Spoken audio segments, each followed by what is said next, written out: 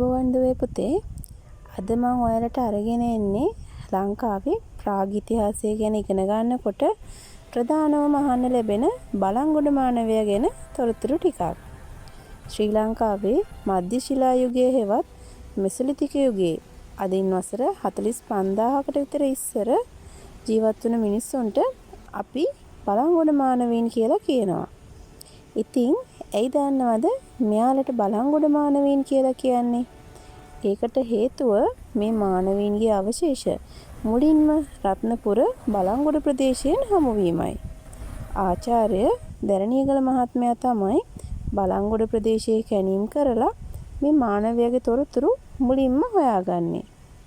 නූතන ලාංකිකයන් එක්ක සසඳනකොට උසින් වැඩි ඉතා ශක්තිමත් මිනිසුන් කොටසක් විදිහට හඳුනා ගන්න පුළුවන් බලංගොඩ මානවයෙකුගේ සාමාන්‍ය උස සෙන්ටිමීටර 174ක් සහ කාන්තාවකගේ උස සෙන්ටිමීටර 166ක් විතර වෙනවා. සාමාන්‍යයෙන් අපිට ප්‍රාග් මානවයා කියනකොටම හිතට එන්නේ නිකන් වානර පෙනුමක් තියෙන මිනිස් රූපයක්නේ. නමුත් බලංගොඩ මානවයා සම්බන්ධව අපේ හිතේ ඇඳෙන මේ රූපේ නිවැරදි නැහැ. මෙයාලා වානර පෙනුම තියෙන අර්ධ මානවීන් එහෙම නෙවෙයි. බලංගොඩ මානවයා නූතන හෝමෝ සේපියන්ස් මානවයෙකුගේ පෙනුම ගත්ත ඊටත් වඩා උස ශක්තිමත් මිනිස්සු කොට්ටාශයක්. තෙත් කලාපයේ ආශ්‍රිතව අවුරුදු 48000 ඉඳලා බලංගොඩ මානවයාගේ තොරතුරු ලැබෙනවා. එහෙම ලැබෙන ගල්ලෙන් විශාල ප්‍රමාණයක් තියෙනවා. තෙත් කලාපයට අමතරව වීරි කලාපයේ ආශ්‍රිතව සහ මධ්‍ය කඳුකර ප්‍රදේශවලුත් මේ මානවයාට සම්බන්ධ පුරාවිද්‍යාත්මක සාධක අනාවරණය වෙනවා. තෙත් කලාපයට වර්ෂා කාලයේදී ලැබෙන අධික වර්ෂාව නිසා මේ අතීත දඩයක්කාරයින් දඩයම් හොයාගෙන වීරි කලාපයට සංක්‍රමණය වීම සිදු වෙලා තියෙනවා. මේ හේතුව නිසා තමයි මේ ප්‍රාග් මානවයාගේ සාධක තෙත් කලාපයේ බටදොඹලෙන, කිතුල්ගල වෙල්ලෙන, අත්තනගල්ල වගේ ප්‍රදේශවලත් වීරි කලාපයේ බෙල්ලන් බෙදි පැලැස්ස, සීගිරිය, පල්ලිමල්ල වගේ ලංකාව පුරා විවිධ දේශගුණික කලාපවලදී හඳුනා ගන්න ලැබෙන්නේ. ක්‍රිස්තපූර්ව 1000 දී පමණ ලාංකික යකඩ කර්මාන්තයේ ආරම්භ වීම දක්වා එක දිගට පැවතගෙන ආ බවට සාක්ෂි තියෙන මේ මධ්‍ය ශිලා සංස්කෘතිය බලංගොඩ සංස්කෘතිය නමින් හැඳින්වෙනවා.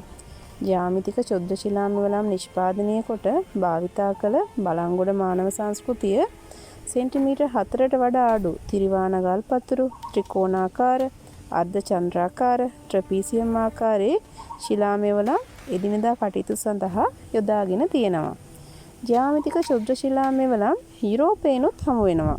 නමුත් මෙහිදී දක්නට ලැබෙන විශේෂත්වය තමයි යුරෝපයේදී මේ චොද්ද ශිලා මෙවලම් හමු වෙන්නේ වසර 12000කට පමණ පෙර ඉඳලා.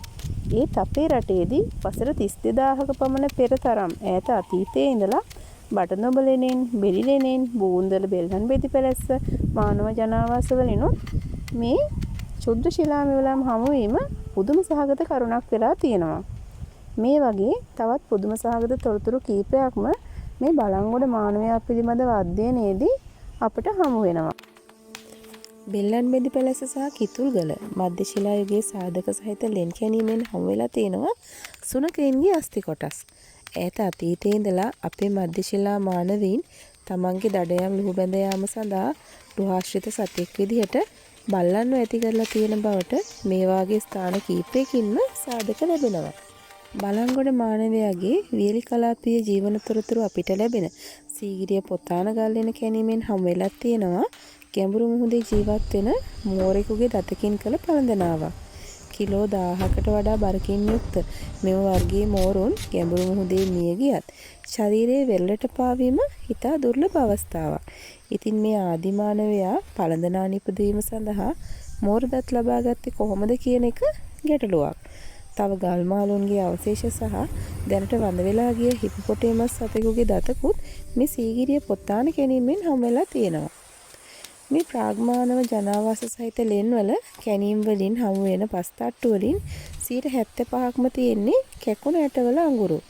අපේ ආදි මුතුන් මිත්තන් ආහාරයට අමතරව කැකුණ ඇට ඉන්ධනයක් විදිහට භාවිතා කරලා තියෙන බවට මේක හොඳ සාධකයක්.